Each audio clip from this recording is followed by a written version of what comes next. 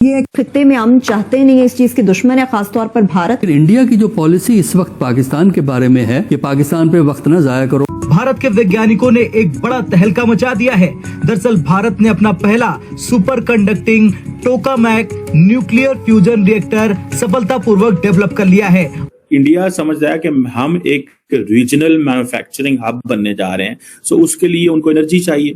अब हो ये रहा है कि इंडियन गवर्नमेंट कह रहे हैं कि हम प्राइवेट सेक्टर के साथ मिलकर स्मॉल न्यूक्लियर रिएक्टर्स और जो नई टेक्नोलॉजीज हैं एटॉमिक एनर्जी में, हम उसका इस्तेमाल करेंगे। हर जगह पर जो है ना वो भारत को खुली छूट दी जाती है, जबकि सारी जो सैंक्शंस हैं और सारी जो पाबंदियां हैं वो हमारे लिए रह गई। देखिए, इसके लिए एक साफ सी बात है, एक कंट्री जो 5th लार्जेस्ट इकोनॉमी है वो अपने पांव पर खड़ा है, उसने जो करना है वो अपने बलबूते पर करना है। उसने ना सिर्फ अपने ऊपर वो अपने लिए कर रहा है, बल्कि वो पूरी दुनिया के लिए क्या क्या कुछ प्रोवाइड कर रहा है। आप इस सारे मंजर को किस तरह देखते हैं? पाकिस्तान को क्या करना चाहिए? कि ये जो कर रहा है मोदी, ये गलत है। ये है बड़े प्लेयर्स की गेम। हमारे पड़ोसी ने जो रास्ता इख्तियार किया है, यकीनन ये तबाही की तरफ लेकर जाएगा। जंगी जुनून बेकाबू भी मुसलसल एटमी प्रोग्राम, मिसाइल प्रोग्राम पर काम कर रहे हैं। सर, इसको क्या समझा जाए? इसको इश्तियाल दिलाने की कोशिश समझा जाए, और पाकिस्तान का रद्दमल मजीद क्या होना चाहिए इस पर? इससे ज्यादा बड़ी जलालत हो सकती है कोई? इससे ज्यादा बड़ी जलालत हो सकती है? हम लाते हैं टॉक शोज और अनलिमिटेड एंटरटेनमेंट सिर्फ YouTube पर। अगर आपने अभी तक हमारा चैनल सब्सक्राइब नहीं किया तो अभी सब्सक्राइब करें और बेल आइकॉन को क्लिक करके हमारी लेटेस्ट वीडियोस के बारे में अपडेट जानें। कि भारत के वैज्ञानिकों ने बड़ी उपलब्धि हासिल कर ली है।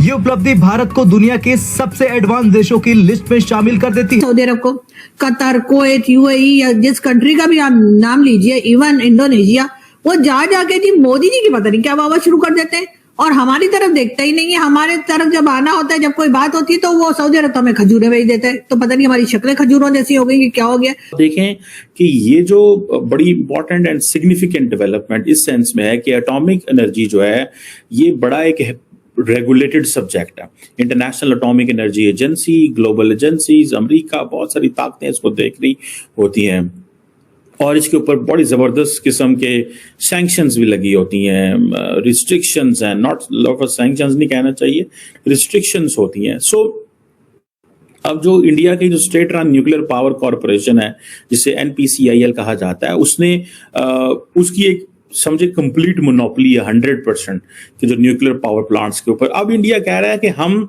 डोमेस्टिक प्राइवेट सेक्टर को एंगेज करें या फॉरेन डायरेक्ट इन्वेस्टमेंट आए, बाहर से सेक्टर आए एटॉमिक एनर्जी के अंदर।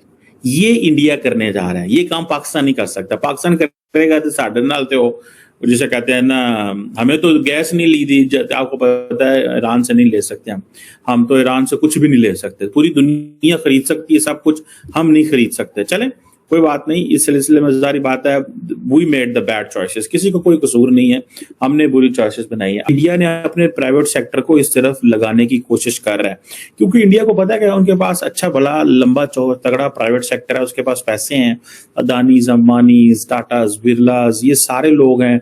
तो इंडिया बेसिकली इनका इस्तेमाल करना चाहता है डिफेंस सेक्टर में। देखिए, अदानीज हों या टाटाज हों, now they are into the defence sector.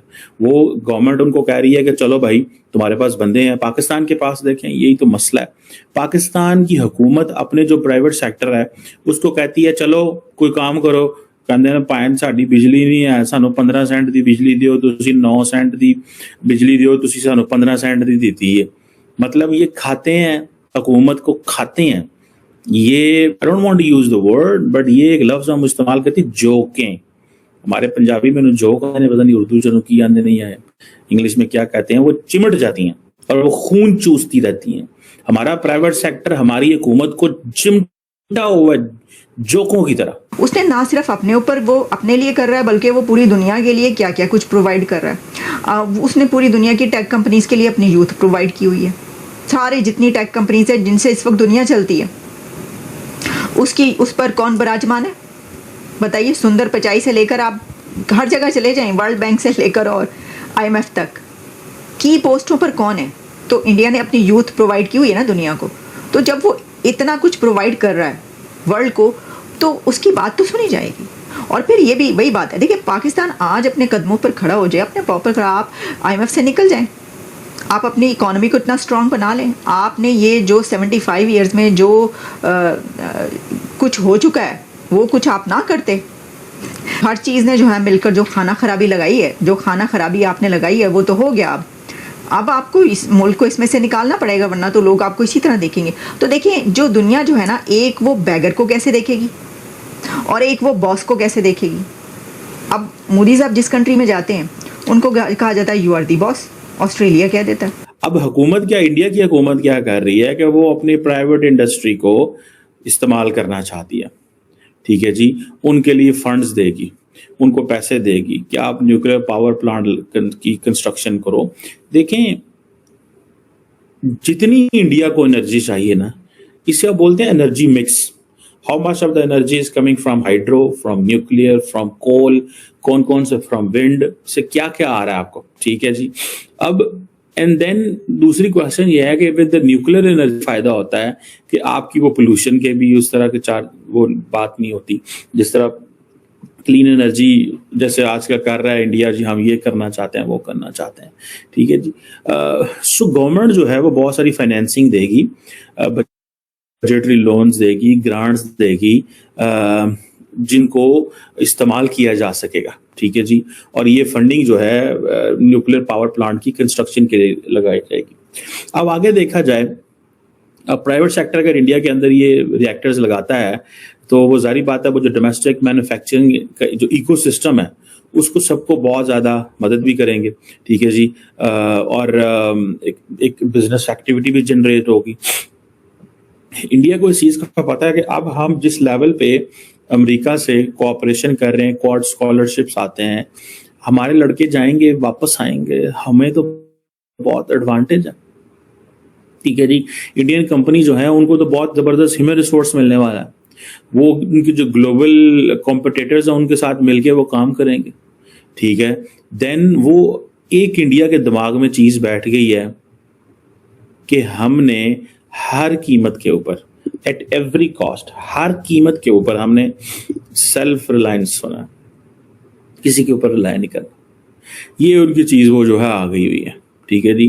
और अब सुनने में ये आ रहा है कि इंडिया बहुत सारी जो अनाउंसमेंट्स करने जा रहा है, जो उन्होंने पहले की भी हैं, आइंदा भी वो कर रहे हैं, कि वो कह रहे हैं जी कि भारत स्मॉल रिएक्टर्स बनाए जाएंगे, ये प्राइवेट इंडस्ट्री बनाएगी।